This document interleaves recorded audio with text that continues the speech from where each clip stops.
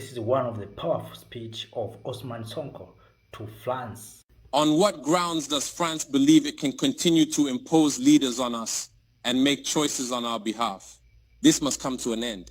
And the emerging Africa, the African youth, the African elites, and the African diaspora all stand united in saying no, it cannot continue any longer. France's hypocrisy is evident and pervasive in daily life.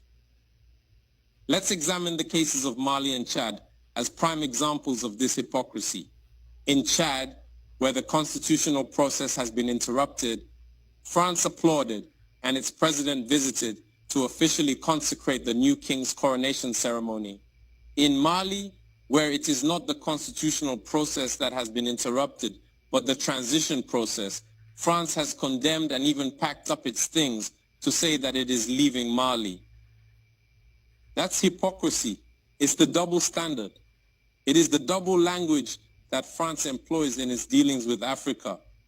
During our questioning of Mr. Jean-Yves Le Drian regarding the situation in Ivory Coast and France's decision to allow a third term, he provided a clear explanation. He stated that while he accepted the third term for Ouattara, he refuses it for Belarus. He emphasized that France has condemned the situation in Belarus and has actively encouraged the European Union to do the same.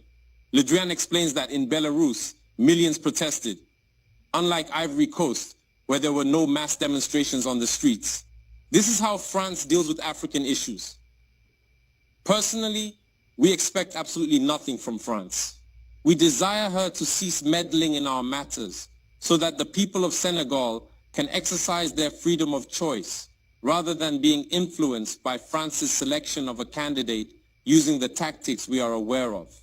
We begin by targeting individuals, adorning them with the Legion of Honor or a similar knightly rank, enlisting them in Masonic lodges, and informing them to prepare themselves as they will be next in line. Even the hypothesis that Macky Sall may not succeed, we know who is being prepared by France. This must come to an end. It will not occur in this manner any longer. Let's be clear. We have absolutely nothing against the French people.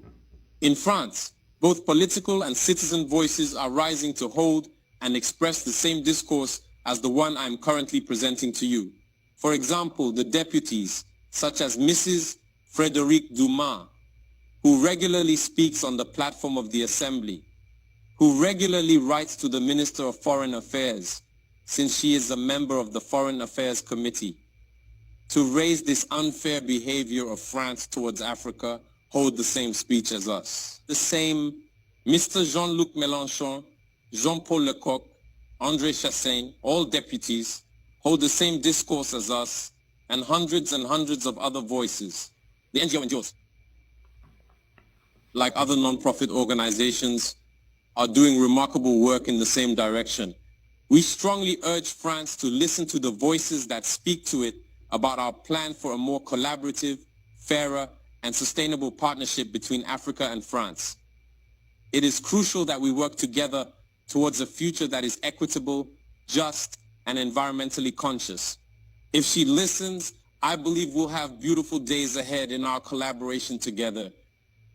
If he doesn't know how to cut it, thinking he can continue to function like in the time of our grandfathers, this African youth no longer accepts it. France must make preparations for a definitive break and completely withdraw from Africa. Africa belongs to Africans, not France.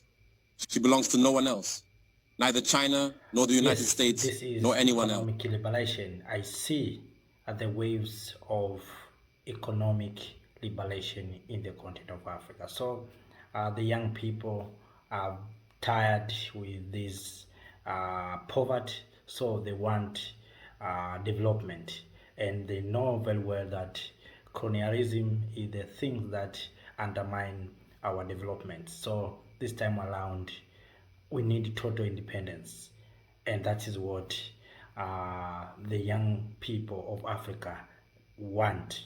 So this is one of the perfect and powerful speech from Osman Sonko, and this made him not to be in the part of election. So he's very straight. He told France the truth that this time around we need to be free.